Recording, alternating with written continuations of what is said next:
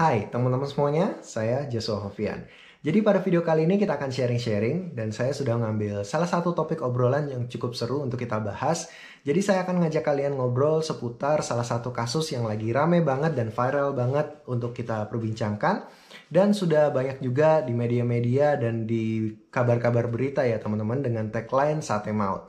Nah, pasti sebagian besar dari kalian sudah mengetahui berita yang satu ini karena ini adalah sebuah berita yang sangat mengejutkan dan benar-benar di luar akal sehat manusia ya teman-teman. Kenapa bisa ada kejadian seperti ini?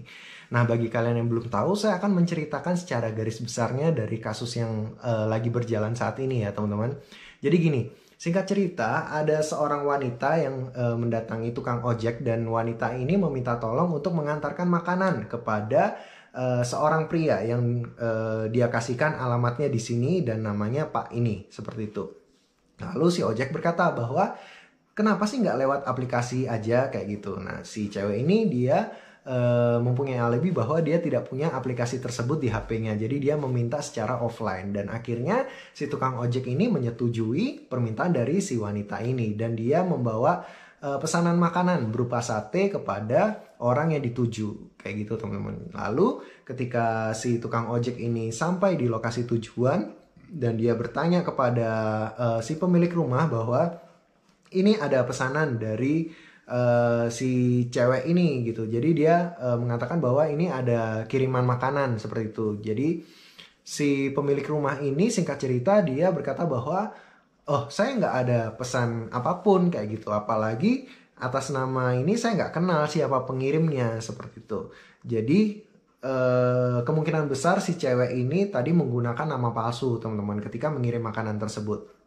Lalu singkat cerita si ojek ini karena dia merasa bahwa alamat yang diberikan sudah benar, tetapi si penerimanya ini menolak makanan tersebut, akhirnya si ojek ini, bapak ojek ini membawa pulang makanan tersebut yang berupa sate ke rumahnya teman-teman. Dan akhirnya ketika waktunya berbuka, akhirnya si bapak ini berbuka puasa dengan keluarganya menggunakan makanan tersebut teman-teman. Dan setelah dimakan selang beberapa waktu akhirnya mereka sadar bahwa ada yang tidak beres dengan makanan tersebut. Ternyata sate tersebut mengandung racun dan mereka mual-mual teman-teman. Tapi ironisnya si anak dari tukang sate ini akhirnya harus meregang nyawa dan meninggal dunia teman-teman. Jadi ini adalah sebuah kisah yang sangat pilu dan akhirnya si pelaku tadi, si cewek ini akhirnya ketangkap juga teman-teman oleh polisi. Dan kasusnya sampai sekarang masih berjalan. Kalau misalnya kronologi selama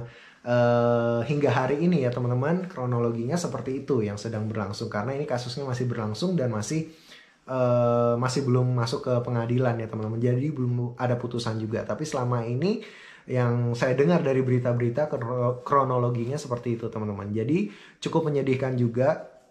Kalau misalnya aja kita bayangkan ya teman-teman, kita bayangkan kita di posisi keluarga dari tukang ojek ini teman-teman. Coba kalian bayangkan dia sudah bekerja seharian, bekerja di tengah panas, apalagi kondisi pandemi kayak gini juga mungkin pendapatannya dia sepi kayak gitu ya teman-teman. Dan ketika si tukang ojek ini pulang bawa makanan, mungkin keluarganya di sana akan merasa bahwa oh seneng banget nih apalagi dapat sate. Bayangkan kondisi keluarga mereka yang mungkin saat itu makan dengan kondisi hangatnya teman-teman, mereka berbincang-bincang, mereka makan sate seperti itu dan ternyata dari kebahagiaan tersebut akhirnya harus berakhir tragis teman-teman, dimana anak dari tukang ojek ini akhirnya harus meregang nyawa. Ini benar-benar suatu hal yang sangat tidak bisa dimaafkan ya teman-teman, sangat-sangat memilukan. Dan pernah nggak kalian bayangkan kalau misalnya kalian di posisi sang pelaku kayak gitu teman-teman? Apakah kalian akan merasa puas ketika kalian membunuh orang lain yang mungkin menyakiti hati kalian teman-teman? Saya jamin 100% pasti kalian akan menyesal di kemudian hari. Mungkin kepuasan itu akan terasa beberapa waktu singkat aja teman-teman, dengan waktu yang singkat. Mungkin 1-2 hari kalian merasa senang orang yang telah menyakiti hati kalian meninggal dunia kayak gitu. Tapi itu hanya berlangsung singkat aja teman-teman. Pasti saya jamin 100%, 1000% di hari-hari kemudian ya kalian pasti akan menyesal.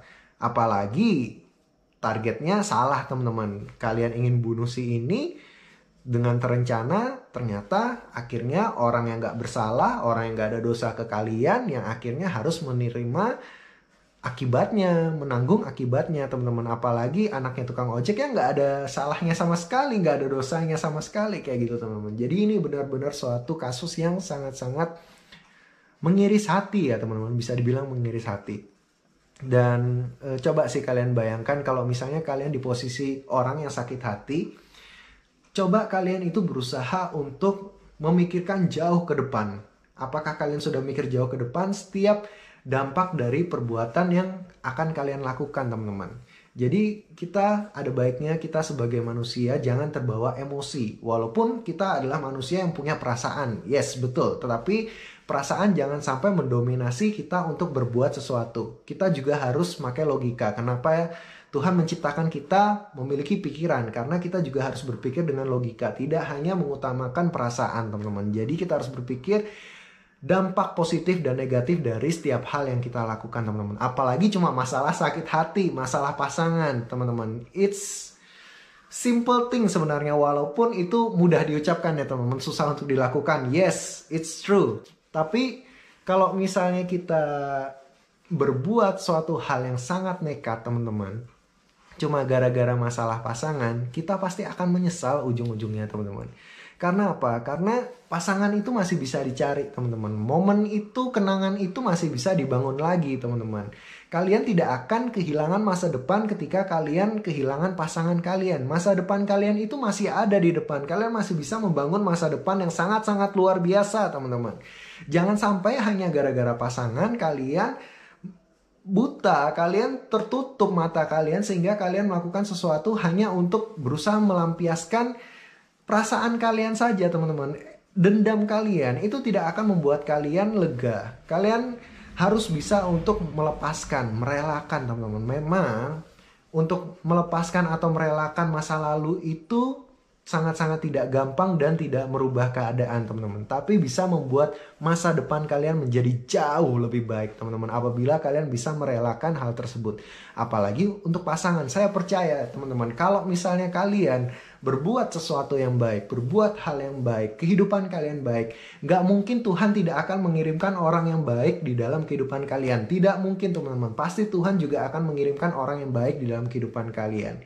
Dan kalau misalnya kita bisa lihat, si cowok yang tidak menerima makanan ini, dia pasti, saya rasa dia sudah benar untuk memutuskan si cewek ini tidak berhubungan lebih lanjut kepada si cewek ini. Dan terbukti si cewek ini ternyata memiliki karakter yang psikopat kayak gitu, teman-teman. Jadi walaupun saya nggak bisa menjudge sepenuhnya ya teman-teman, karena kita nggak tahu apa yang telah dialami si cewek, apa yang telah dialami si cowok, kita nggak tahu. Tapi yang kita tahu adalah tindakan dari si cewek ini 100% salah, teman-teman. Jadi ini tidak bisa dibenarkan sama sekali.